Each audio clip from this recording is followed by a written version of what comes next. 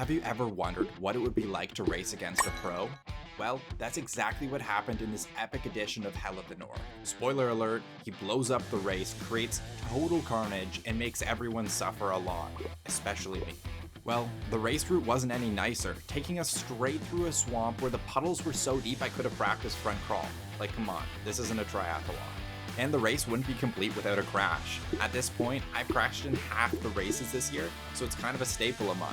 My team, Ascent Cycling, showed up in full forces, but would it be enough to beat gravel pro Adam Roberge?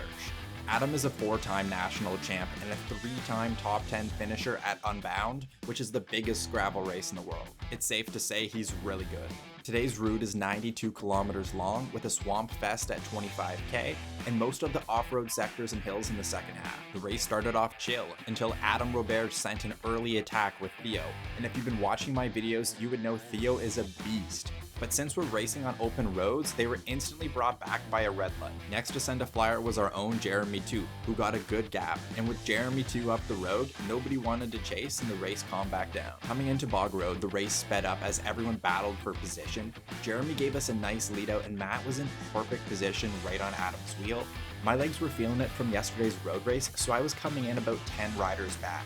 I had not done any recon, so I had no idea what this section was like. All I knew is that it was supposed to be wet. I expected mud, but not these swimming pools. This was chaotic. Riders were constantly on and off their bike, crashing and running, and when it came to the biggest puddle, I opted to just run through it and carry my bike. You know I had a big grin on my face as I ran through the water. I love crazy shit like this. Being in non-ideal position means I was constantly slowed down by riders every time they took a bad line, and this time Warren was able to come blasting past me. I also did a quick shoulder check and saw that Max was not far behind.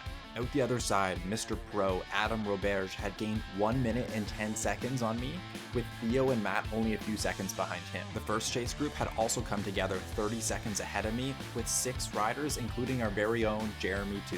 Thankfully, coming out of the mud, there were 3 Ascent riders in our small group of 6, Warren, Max, and myself.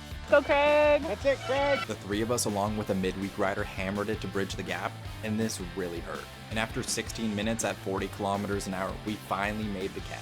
I averaged a whopping 4 watts for the chase. Oh, wait a minute. My power meter actually died in the swamp, so no bragging about power today. We caught the group just in time for the next dirt sector, the trench.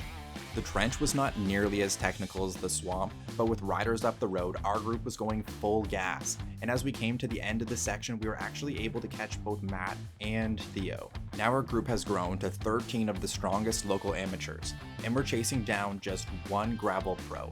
He has a gap of 1 minute and 40 kilometers to hold us off. It's also looking good for our team with 5 Ascent riders in the front group, but unfortunately I'm already hanging on for dear life. We were flying, and with all the suffering in my legs, I got dropped on a little riser with Jeremy 2 and Robert, the midweek rider.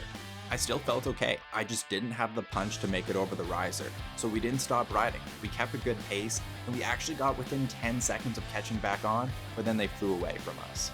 And then I really started to suffer. Not really. I've been pushing myself so hard to the point of a gag attack where my body just wanted to throw up. I could not breathe at all, but thankfully it passed.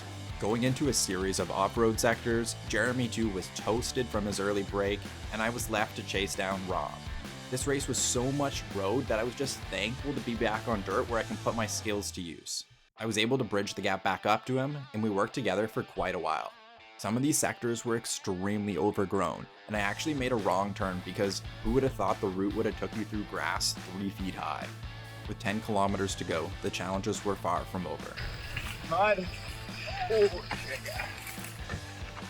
Oh, fucking crap. Oh, yeah, you keep going.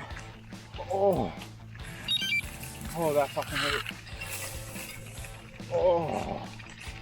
I took a really bad line through some mud, and as I put my foot down, I got a terrible cramp. Thankfully, Robert wasn't far ahead. As I was pushing the pace to close the gap, this happened.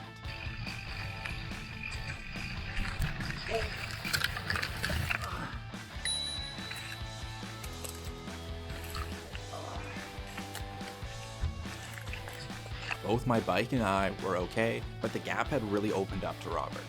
I could see him in the distance catching another Ascent rider, but I was not going to have the legs to close the gap this time.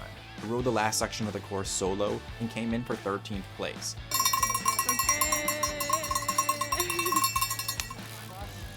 And to no one's surprise, Adam Roberge, Mr. Pro, was able to hold off the chase and take the win. Great showing for our team with Matt getting a spot on the podium and all 7 of us finishing in the top 20. I was super proud of my effort. When you come to the line with nothing left, it's always a good feeling. More muddy racing to come. Make sure you subscribe so you don't miss the next one. Happy riding. Peace. Currently not doing too hot. The mud is killing me.